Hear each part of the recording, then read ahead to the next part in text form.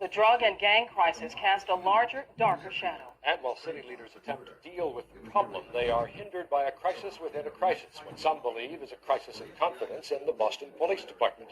It stems from the controversy over police searches. News 7's Miles O'Brien has spent the last few months looking into the controversy of stop and frisk, part one of Boundaries of Fear, Crossing the Line.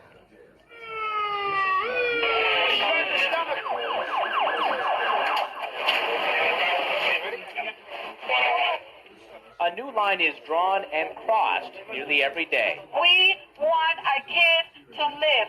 We want them to grow old.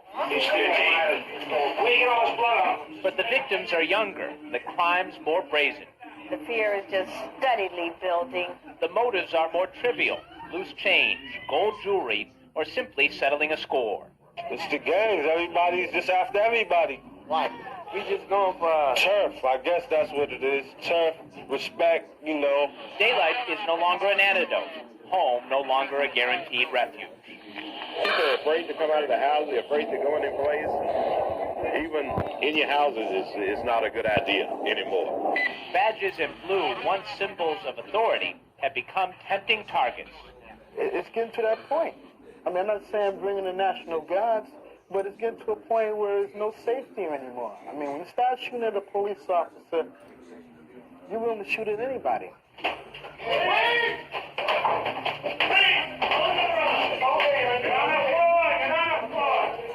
In many ways, Boston's problems are the nation's problems.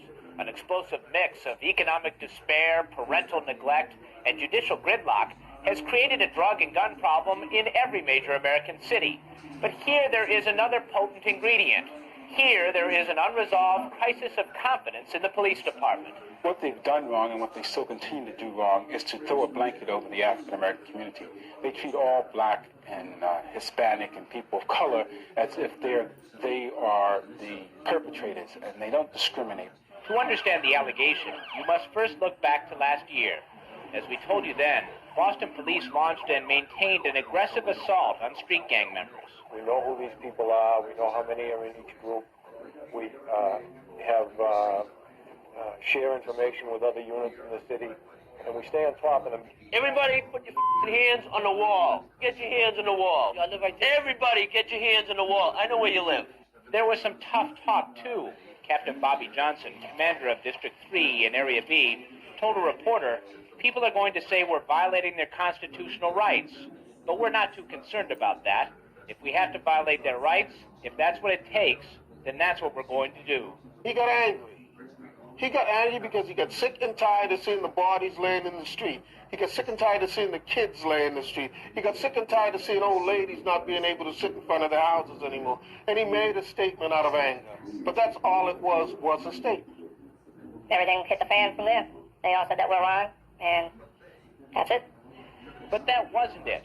In late August, Superior Court Judge Cortland Mathers added fuel to the fire when he dismissed gun charges against a Roxbury teen on the grounds it was an illegal search and seizure.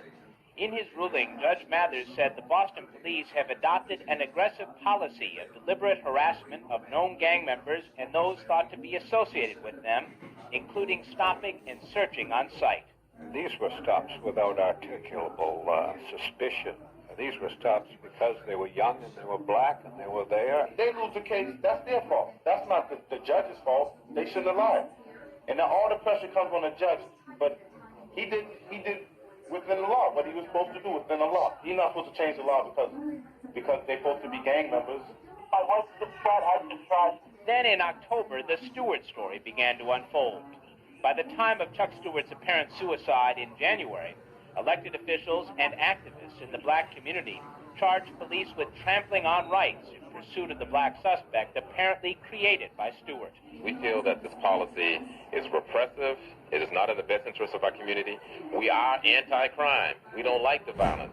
And we feel the community has to mobilize to do what's necessary to see to it that it stops. But then at the same time, we do not like the repressive actions that are going on. We have a lot of young people who are being disrespected, who have done nothing to deserve it. And that's wrong. The fact of the matter is that once a police department begins to act illegal, we begin to lose a foundation of authority within the society. But police say it's statements like that which undermine their authority. When they knew we were aggressive and they knew we were on their case, and they knew we had a united community behind us, we didn't have the problems we're having. The statistics support the theory. So far this year in Roxbury, North Dorchester, and Mattapan, the number of homicides has doubled over this time last year. And while the crime rate goes up, morale among the officers who police these neighborhoods plummets. It's not worth getting out of your group. I don't stop and search anybody. I don't frisk anybody. Are there other officers who feel the same way? The majority of them. We have too much for rules. Who's controlling the streets of Boston now, the gangs or the police? The gangs, most definitely the gangs. Because the police, they ain't doing nothing. Anytime it's a murder, it's red gang murder, gang violence. If community leaders get up and talk as if the police are the enemy, it certainly gives sanction to gang members who feel that they ought to be able to do anything they want to do, even to a policeman. Those who are critical of Boston police discount the link between stop and frisk and increased crime. They say it was a relatively quiet summer last summer because of the mayor's youth campaign. They say the crime increased in September because that campaign came to an end. In his Safe Neighborhoods plan, Mayor Flynn suggests the youth campaign be expanded to a year-round effort. Miles, does that plan address the issue of stop and frisk? Yes, the mayor suggests that there be better community relations between the police and the community, and it suggests that police be better trained and educated, and also that the community be better educated as to what is a legal stop and frisk. Thank you, Miles O'Brien. Part 2 of Boundaries of Fear Crossing the Line. A look at the Fourth Amendment to the Constitution. It's deceptively simple. It protects us all from unreasonable searches and seizures. But translating that into practical police work is not as easy. Just how far police should go has ballooned into a controversy in Boston. Tonight, Miles O'Brien looks at the law and some of the people who claim Boston police are ignoring it. We don't play. Spread your legs. What's this, your allowance? To a passerby, it might look like harassment. But this sidewalk scene on Blue Hill Avenue tells only part of the story. This is the rest of the story. Jesus Christ, that's a high-caliber round. Yeah, that's like a 45 slug to me, too. A high-caliber round fired into the rear door of a passing Boston police cruiser. A close call for the officer at the wheel. Is there any question what they're aiming for here tonight? Not to me, none whatsoever. Aiming for a blue and white. That's what they're aiming for. They're aiming for us. The officers in the cruiser believe the shots were fired from this corner, but the frisking produces no weapons. If we were shot at you, why would we stay on the app? We ain't dead, dumb, right? Ain't no black person gonna shoot a cop and still walk up and down the street. They had no real right of throwing us against the gate, pulling their guns out. But a law professor who reviewed our videotape of this stop and frisk disagrees. Considering their own concern for their safety, considering the level of intrusion on the individual, it seems to me it would probably be reasonable. The U.S. Supreme Court drew the line on stop and frisk in 1968. But they're entitled to do when they believe somebody has a weapon or somebody may have a weapon, is to feel anywhere where there might be a weapon. In Terry versus Ohio, the court said an officer who encounters suspicious behavior he can clearly explain is entitled, for the protection of himself and others in the area, to conduct a carefully limited search of outer clothing in an attempt to discover weapons which might be used to assault him. Turn around! But so-called Terry stops have strict limitations, as this October memorandum to all officers from Police Commissioner Mickey Roach indicates. The stop must be based on more than a hunch or mere suspicion or good faith belief. It must be brief and not turn into a custody situation normally associated with an arrest. And the frisk may never be conducted for the purpose of finding evidence, and cannot extend into the pocket or inside articles carried by a person. The law affords us police officers all sorts of rights. There's no reason why a policeman can't do the job right. But allegations persist that Boston police are not doing the job right. Come here to Grove Hall, and most everyone you talk to will tell stories of stops without apparent suspicion, seizures without probable cause, and searches which go well beyond the line drawn by the Supreme Court. I didn't understand what's going on, so I just really ignored them. I didn't know that they were police officers. There's good reason for that. Kevin is blind. He believes he was searched illegally on 2 separate occasions. Once as he stood in front of his father's convenience store in Dorchester, another time as he walked with a friend in Roxbury. The police came over to me, they pulled me over to the car by my jacket, and one put their knee, like they forced me with their knee to get up on the car. They had no reason to think that I had committed a crime. Basic, common knowledge. And whenever police hear from teens, they hear disturbing allegations of cops arbitrarily pulling down people's pants, even though the law only allows strip searches after an arrest. They just be right in the middle of the street. Police be like, pull down your pants. And I just be like, you know, the first time I saw it, I was shocked. I was like, can they really do that? Don't care if it's you.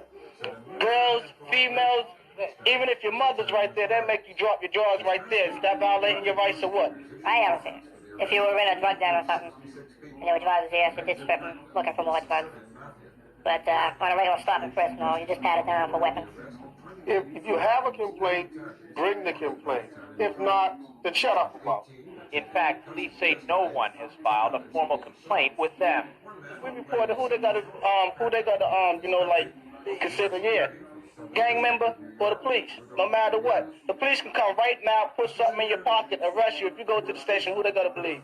The reluctance has prompted scenes like this. So they had you take your shoes and socks off? Yeah. And then they looked in your shoes and socks? Members of the Black Lawyers Association are taking statements from people who say their rights have been violated by Boston police. He opened the door, and I was going to get out the car, and then he pulled the gun out and stuck the gun to my head and told me, don't move or I'll blow your effing head off. I think the number of calls that we even get is just a small fraction of the incidents of these illegal search and seizures. Attorney Jackie Church works for the law firm representing 5 plaintiffs suing the city and 10 Boston police officers in federal court on the grounds they have instituted a search-on-site policy. The suit asks for class action status because it alleges the violations are widespread.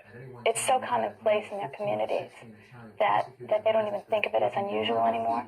But Boston police deny there are wholesale violations. There have been, I suspect, incidents where becoming a little aggressive, over-aggressive, you know, they certainly are right on the line. And perhaps on very few occasions, I honestly and firmly believe that has slipped over. If it happened in a small amount. That doesn't justify it, but let's deal with those bad police officers that were doing that, and let's move on. Let's move on. But many people on both sides of this issue believe it will linger until the class action lawsuit gets its day in federal court in 2 weeks. No matter how many times Boston police deny widespread constitutional violations, their critics remain unconvinced. Whatever the ruling, it will carry with it the credibility of a federal judge. The judge can either silence all critics or force police to make changes. Either way, the city can then move on. Thank you, Miles O'Brien. Tonight, part 3 of our News 7 special series this week, Boundaries of Fear, Crossing the Line. Tonight we see what an influence perception can have.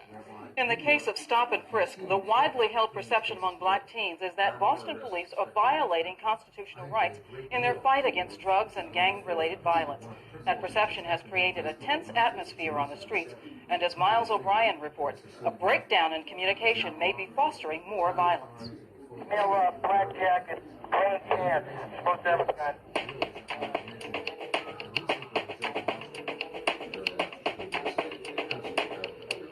I'm back like a rebel making trouble. I'm an assassin, kicking ass on a double. The self-proclaimed gangsters riding high. Action is my identity. Whoever you be, don't. Kids is walking around with guns the cops don't even got. The police can't stop the gang. Cops be getting shot at and don't even do nothing. What could they do? They can't stop the gangs. The gangs is gonna take over. The cops, warned to stop that from happening, grappling with potentially deadly doubts. If you find a person who fits the description to a T, you might be a little bit hesitant to search that person. And that's not what a policeman needs. And good kids walking the streets bitter and angry. When they stop and frisk you and all that harass and stuff, they just make more anger and it's more violence. Welcome to a divided community. A community where a crisis within a crisis is changing some fundamental attitudes. Here there is less confidence in and among the police, while gang members bolster their bravado. Superior Court Judge Cortland Mathers brought the term stop and search to the front page in late August when he dismissed gun charges against a Roxbury man, calling Boston police search and seizure tactics illegal. Police say the impact on the street was immediate. The kid's different now. A lot bolder, a lot wiser. Saying you can't do this, I have my constitutional rights, I'll sue you, I'll own your house. Well, a lot of these kids have gotten very arrogant. Gangs is gonna get bigger, tougher, and worse. The police can't even stop the gangs of today. A lot of these kids have gotten very bold. You can see how bold they've gotten. Like this, there's been times that shots been fired up here, the police been right there, but they was too scared to go investigate. I mean, the way they talk to police officers. What's that dude's name? William Celeste, tell him all that he's stopping the violence. He really ain't. He ain't doing nothing. Straight up to you, Paul. They have no respect for anybody. They just don't care. They think they can do anything they want in this community, and we're going to show them they can't. But we need the community behind us to do it. In fact, many street cops feel the community, the media, and the police brass are waiting for an officer to make a mistake and be served up as a scapegoat. Stand the up! Over here! There's a fear out there that somebody's head's gonna have to roll to appease some people, and a lot of policemen say it's not gonna be me. There's a feeling that your hands are tied. There's a feeling that people are making their names for themselves by cop dash. People want to become somebody, and they're going to do it on the backs of policemen. So the attitude among many in the rank and file at this point is it's not worth being aggressive. It's not. Unfortunately for the innocent people down in Roxbury, they're the ones that are suffering. In the middle of this tug of war between the cops, the Constitution, and the criminals is an increasingly vocal majority of youngsters who stay out of trouble, but who say it is hard to stay out of the way of the police. If you have a hat, they might think you're in a gang or something. Just pull you over and just start throwing you up against the wall. It goes like this whenever police and teens meet. A few years ago, y'all wasn't pulling down people's pants, but just recently, y'all just started pulling down people's pants, you know, putting your hands in places where it don't belong and stuff, and I don't think, you know, it's not right. I've been on the streets of Roxbury for 17 out of 20 years, and it is not a policy that is common to my knowledge among police officers. It's not an acceptable policy, a department policy, and I can't help feeling that it's being overstated. Rumor or not, the effect is the same. Among teens, there is a growing perception that police are the enemy. The youth is getting disturbed by it, and they just be more hateful to the police officers by doing that. That's why a lot of youth just don't like police officers. I know people they feel like shooting at police and all that stuff like that. If the police are going to abuse you, who can you call? Stay down. Stay there. Cannot afford, if you think a person has a weapon, to be afraid about a lawsuit, not search them, and then end up getting killed by that person. Even their most vocal critics agree police should be able to frisk certain people to maintain officer safety. But those critics also say police might subject fewer innocent people to the inconvenience and embarrassment of stop and frisk if police spent more time getting to know the community. Police say their new 65-member anti-gang violence squad will make it easier for them to focus more sharply on gang members while stopping fewer black teens simply because of the baseball cap they're wearing. Thanks very much, Miles.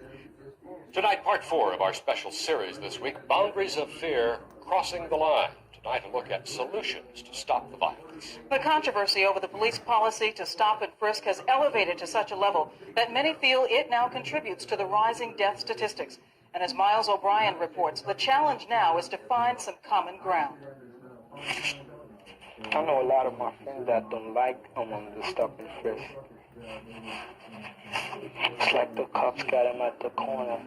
It is art imitating life. Edwin Dubé's pencil depicts a common scene in the neighborhoods where he lives and goes to high school. They might not be like carrying any weapon, and then a cop just pull up over by the street and then start searching them in front of their friends and all. That's kind of embarrassing right there. But for many parents in this community, tangible fear overrides possible embarrassment. We have to do something about it because we're in a very difficult situation. I'm tired of seeing people killing each other. I'm tired of seeing our own people killing each other. I really think that the stop and search is a good idea if it's going to prevent any killing. Would the end ever justify the means? What about the constitutional rights of the kids that are dead? Boston police say they don't need to violate the Constitution or the court rulings to do their job effectively. And even their most vocal critics would not say the law allows them to go too far. So the debate boils down to perception. Police must convince the community they are not ignoring the law if they are to regain the cooperation and confidence they once had here. I think the issue here is how do we reduce that gray area as much as humanly possible? You are our test case, I guess. Drop a Dime street lawyer class is one effort to define the gray area for the people most affected. Teens learn exactly what their rights are from police officers and attorneys. Having one's pants pulled down, having one's pockets checked is not a stop and frisk. Drop a Dime founder Georgette Watson says how teens feel about the way police treat them is at the core of the controversy. What they seem to have problems with is the policeman's approach upon them without total explanation of why this is going on, and they just want to be treated as a human being. They don't ask you nicely, can we ask you a few questions and stuff like that. They just order you like your puppet. They ask you and they're nice about it. You can deal with it, but it wants you, come here, kid, come here, get against the wall, kicking you, come here, you little punk, and search you and all that. You don't like that. The message has apparently made it to the police commissioner. In March, when he publicly embraced a report from an independent committee which examined police search policies, he admitted his officers could improve their public relations skills. Balance may be stop and frisk somebody based on reasonable suspicion, but then probably just as important, if you don't have anything, you explain to that person what you did. I think that would be a good step. The committee also suggests Boston police should improve their training on search practices at the academy and on the job. It recommends the creation of neutral locations to receive complaints of alleged police misconduct. And the committee says Boston police should mend fences with the community by training officers to be more sensitive to different cultures, placing more minority officers in minority neighborhoods, and creating a police-civilian community relations committee. We have to get back to basics. Police have to be able to do their job with the support of the community. So when we got a problem that is difficult or a problem with one another, all we really need to do is sit down and talk about it. For Minister Don Muhammad, working together means meetings like this. Last summer, he mediated several disputes between rival gangs and helped channel the anger into basketball games. We was playing against this crew we used to fight with in basketball. That crew was playing against this crew in basketball. It was like, everybody realized it was stupid. The need for more recreational facilities and programs is apparent to people like Charlie Rose. Life is much cheaper now than it was a few years ago. As head of the city's recreation programs, Rose understands where money should be spent to reduce the violence. He doesn't believe the bloodshed this fall and winter is linked to stop and frisk.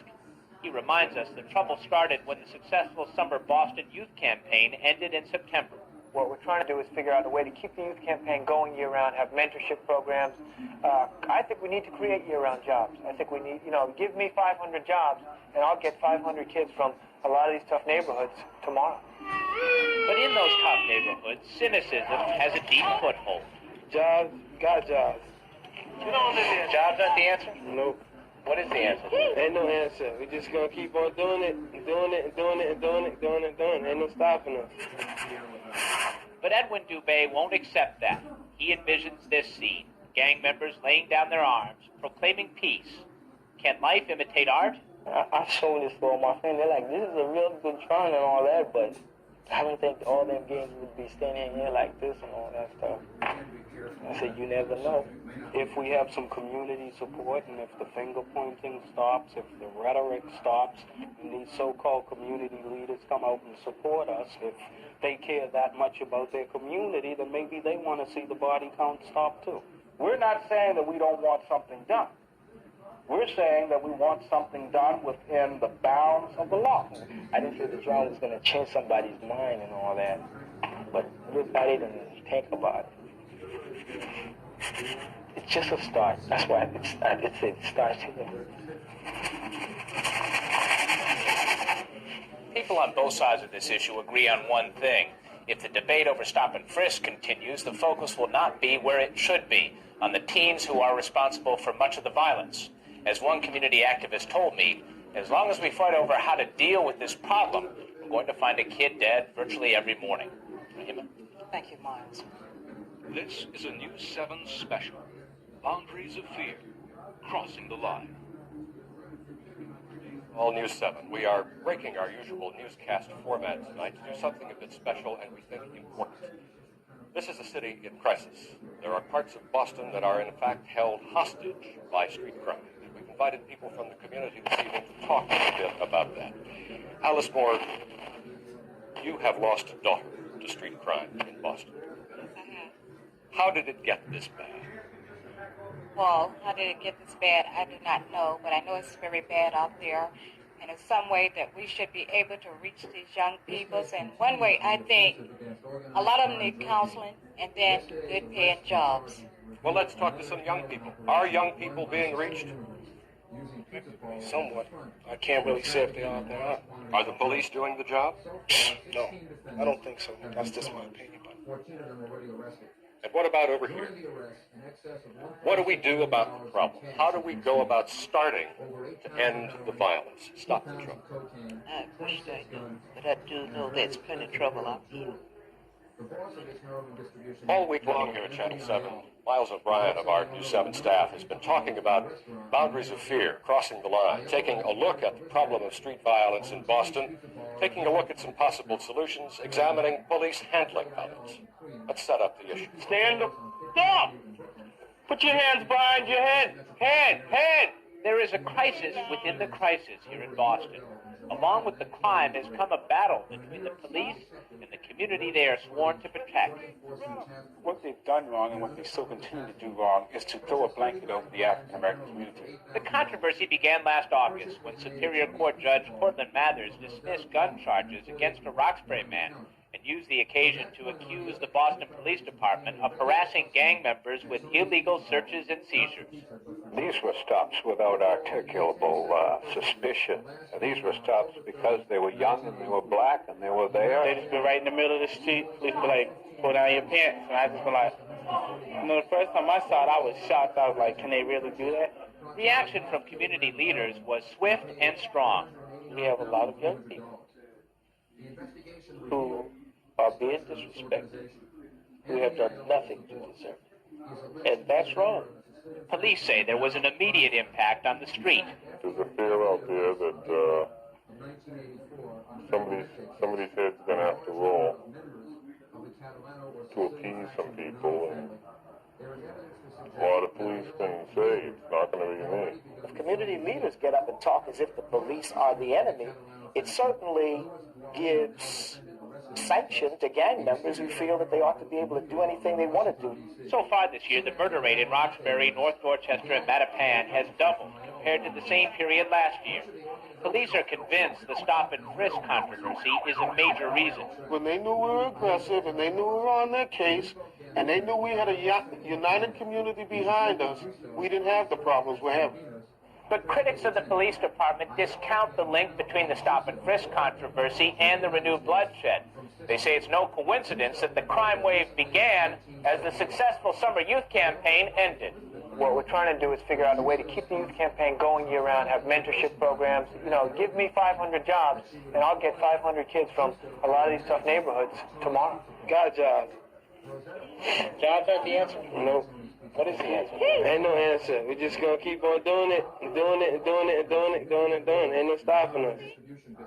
Now, in addition to folks from the community joining us tonight, we also have a panel. Miles O'Brien of News 7 is here. We'd like you to meet Louis Alyssa from the Boston NAACP, Charlie Rose, a Boston youth worker, Judge Darrell Outlaw of the Dorchester District Court. We'll talk to him a bit about the criminal justice system.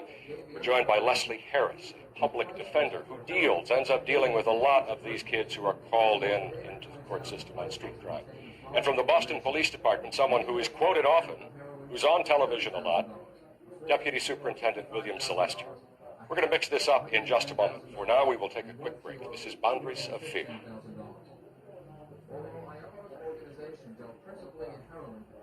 But we have to live life. We can't just give up and give in. You know, so I do what I have to do. I walk through the neighborhood, but I ain't really afraid. And there has to be another way, though, besides stopping everyone and searching.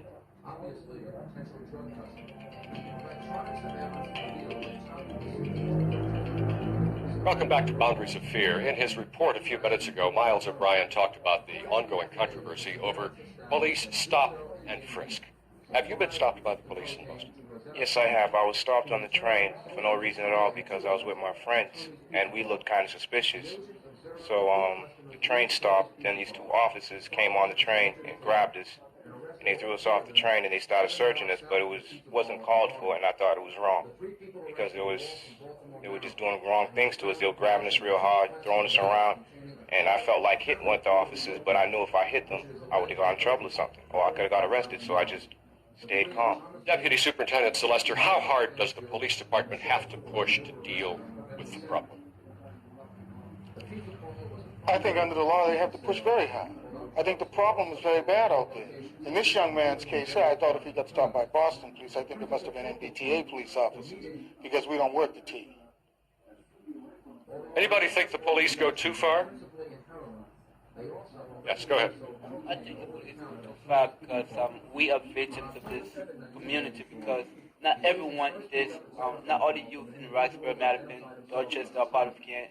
And we are victims because the police always try to search other innocent kids, you know, so I don't think that's a problem to RD, I think we have a different problem. There was Elisa, yes. The question is not how far they have to push. The question is when do they have to push it. In the case where a person is grabbed, what's the probable cause? What are the grounds for the immediate grounds of suspicion which gives them the threshold right of inquiry to begin to touch or manhandle anyone? The question is whether or not that serves a purpose in order to get to the root of the problem, which is not necessarily young people, but what motivates these young people to be involved in crime.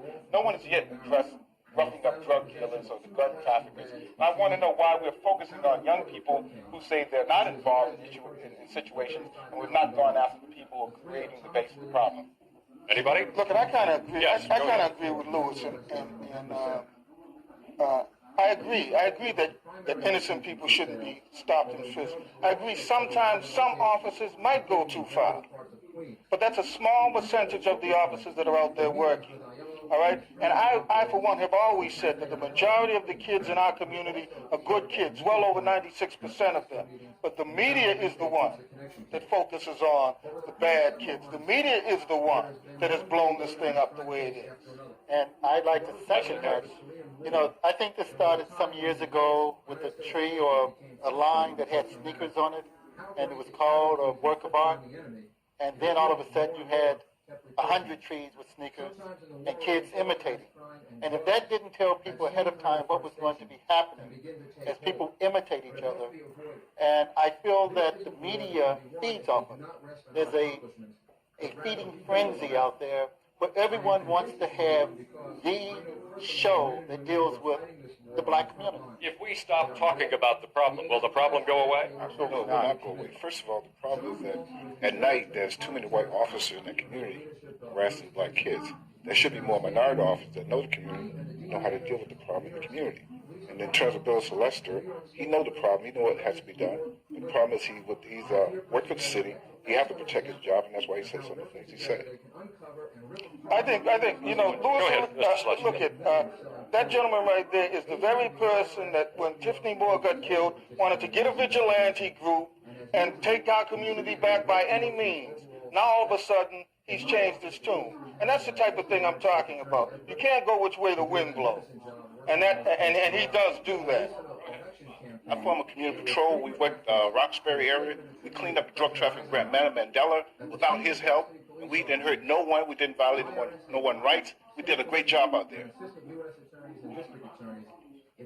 I just feel that's the problem with the community and why the problem is so big. People are blaming other people. People are pointing a finger at each other. It's not the media, it's not the police, it's everybody as a community. And if y'all don't get together, and he don't get together, and y'all don't combine as a unified nation, not everybody, they're still going to be killed.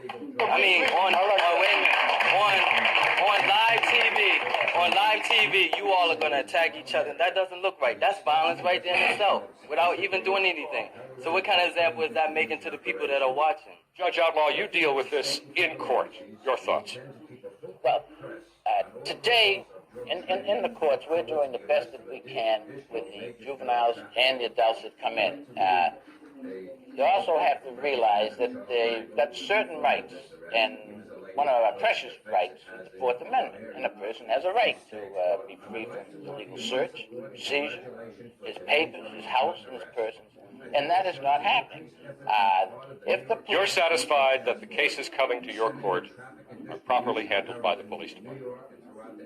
By the police department. If they aren't, then we find them not guilty. I mean, we take the case with the facts that they presented to us, but keeping in mind that there must be a reasonable, articulate search, reason why they made the search, and that is not happening in all cases. Bill Celester, this business of stop and frisk. Help us out here with this. Stand up. What are we talking about when you stop and frisk someone? We'll assume that the person is ready. First, you have to have a threshold inquiry, all right? You talk to somebody, all right? Then if you feel that they have a weapon, you have the right to frisk the outer clothing. You cannot go into pockets. You cannot pull down pants. The only time you can go into pockets is when you feel a hard object that you might think might be a weapon, might possibly be a weapon. And that beats the legal. RD, I think we have to here. To me, stop and search is stop this controversy and search for solutions. The young man who just came up with things. The young people are a viable and valuable part of the solutions. I think we have to get to the heart of the issue. How do we involve young people? How do we build an infrastructure of youth leadership? How do we provide jobs that Alice Moore talked about? And how do we give young people a sense of power and a sense of future that they're not getting now? If we focus on stop and search, I think we're making a mistake. I think the mayor has outlined a plan that everybody can get behind, that we can make work. No plan is perfect, but we can make it work. I think there's a differentiation there. I mean, there's a stop and frisk, and there's a search and seizure. And that to stop and search, one must have specific articulate facts that time actually inquires about the reason he's stopping a person. It just can't be one of a hunch, one of a guess. It has to be clear, articulable reasons, and that's not happening. And one of the things I think should happen is that we should start focusing on the positive parts of our community. We should stop always having to defend or attack, as he said, each other, and let the media join with us in showing kids like this who are doing things in the community that are positive. Let's come back to that in a moment. Boundaries of Fear will return in a moment.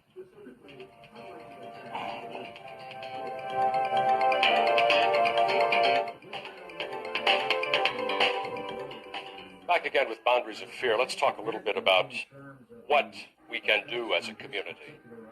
Charlie Rose has talked about it. Lester Harris, Bill Celester. How important is a job? What's it mean to you? These young people are very important. That's why we have the problem that we have. They see their peers making all this money on this dope and drugs. I was just downtown today at the Boston Common, and I was dismayed. The fact that you see these guys selling these different vendors there. You notice there's no minorities there.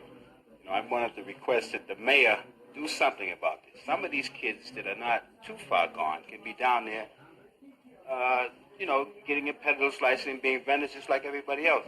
Another thing I would do is I would eliminate some of these programs that he has in City Hall and start a youth department and disseminate youth workers like they're disseminating police to the streets. In April, last month, Mayor Flynn announced the Safe Neighborhoods Plan, which basically broke down into three broad categories, talking about greater economic opportunity as a key factor, better law enforcement and coordination in the court system, and an attempt to foster community and parental responsibility. How much of this comes right down to what happens at home? It comes down to a lot what happens at home. I mean, it starts off with the parents telling the kids what's right, and they have to go out there and know what between right and wrong. They have to have positive parents. That way the kids can be positive and know what to do. The subject of jobs, Paul O'Brien with New England Telephone, you're the head of the summer jobs program this year. We talk a lot about these killings, the street violence, as being a problem in Roxbury and Dorchester, but it's really a citywide problem. It's all our problems. It really is, and I think the summer jobs program's success last year, which is I really ran it last year, not this year. Chad Gifford from the Bank of Boston is running it this year. Was very successful because it gives kids an alternative. They have a linkage between their education and something positive. And I think it enhances their sense of self-worth. And I know when I was a kid growing up in the Bronx, summer jobs helped me a lot to value my education. And I think I agree with Charlie that we ought not to be concentrating on the negative. We ought to be concentrating on the positive. We do 3,500 jobs. We do have to be clear on What was Elisa? Yes. The jobs represent only one portion of the solution that has to take place for this process to work. That there are good young men and women out there who have jobs and are trying to do the right thing, but they basically have to pass through a street that is crime-ridden because of drugs and guns.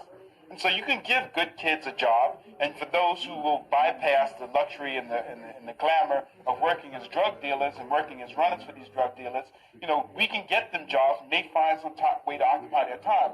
But unless we go after the problem, unless we go after that first tier of gang violence, which is perpetuated by drugs in our society, we're not going to be able to help the good kids with jobs. They're going to get their sneakers taken. The money they make is not going to insulate them from the violence that's out there. We clearly have to focus on what the problem is. And right now the problem is guns and drugs. And until we deal with that, no other program we bring in here is going to work because our young people are afraid to go to work or come home with their money after work or go to school or come home after school. So we clearly have to change what the baseline efforts are in making our community work as a whole. Tougher enforcement?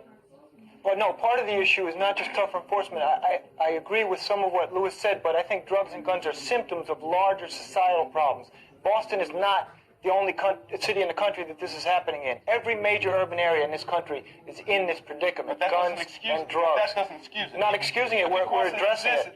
No, we don't address it. You see, as long as we don't address it, as long as we don't go after them, guns and drugs are not a symptom. They're the cause of the problems in our community. That if you get the guns off the street and you pull those drugs out, you change the scenario. I think that we're all talking about guns and drugs as being the main problem. I'm the director of He's Not Heavy, He's My Brother Incorporated.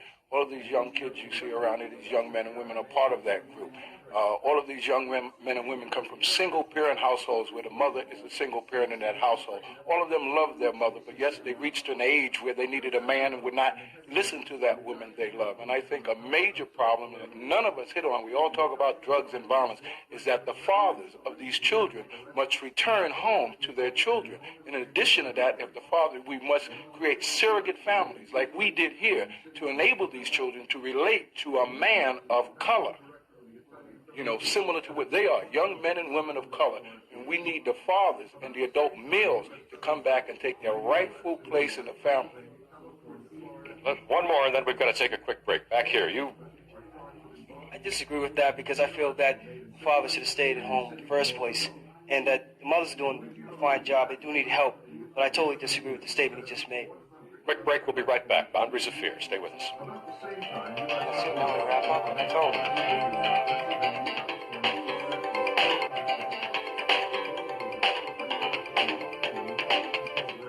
Back with our News 7 special report, Boundaries of Fear. Yes. Yes, I feel that guns and drugs is the major problem. And I feel that the federal government should be employed to help our police in the cities to get rid of drugs and the guns. Beef up enforcement then, yes. I'd like to go back to where we was talking about the adult male figures coming back home.